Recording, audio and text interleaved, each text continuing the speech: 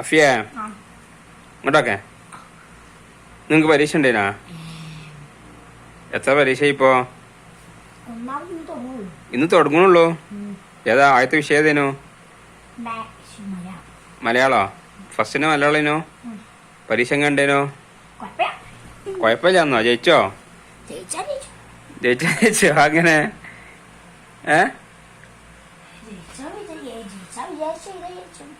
അങ്ങനെ തോൽക്കോ? എന്താ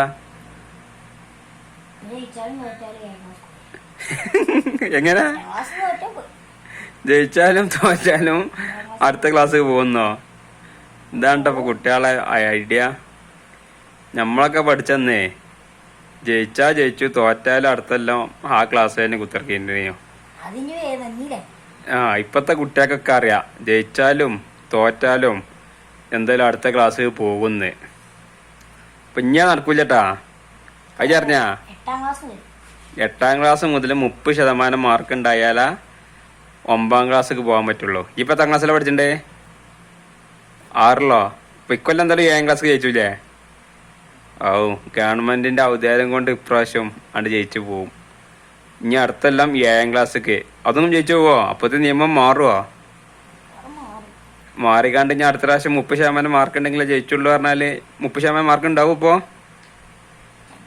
ചെലപ്പോ അതെന്താ ചെലപ്പോ എനിക്ക്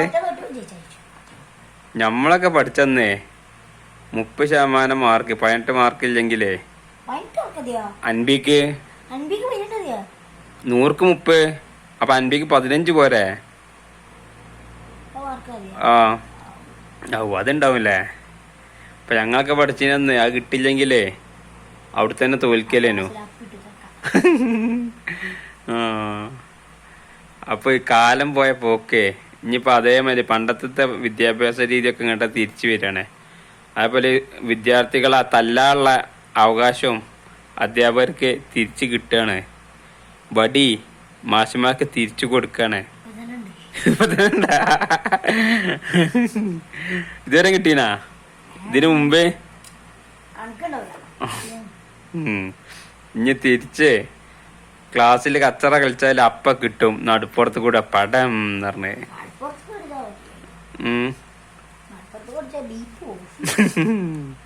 ആ കോല് കണ്ടറിഞ്ഞ് മാഷിമാര് കാലിന്റെ അടിക്കൊക്കെ കയ്യിനൊക്കെ കിട്ടുള്ളൂ.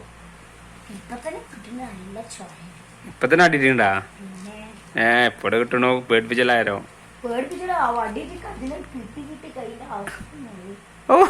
നോക്കട്ടെ, വെറുതെ പറയണ്ടാ.